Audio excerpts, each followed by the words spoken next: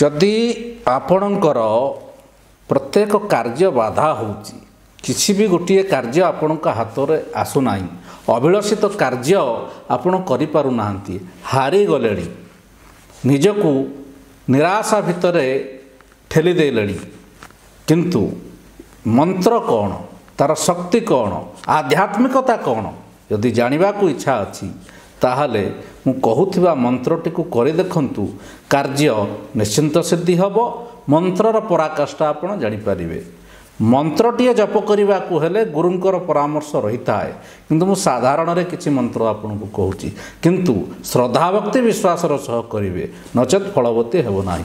मंत्रटी कहूची करंतु कार्य आपणकर सिद्धि रहिबो।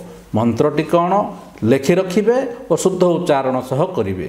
मु गोटी गोटी करी मंत्रर वार्डिंग आपन को कहूची ओम हर त्रिपुट हर भवानी बाला राजा प्रजामोहिनी सर्वशत्रु विध्वंसिनी मम चिंतितां फलम देहि देहि भुवनेश्वरी स्वाहा। करे देखंतु निश्चिंत लाभवान हेबे।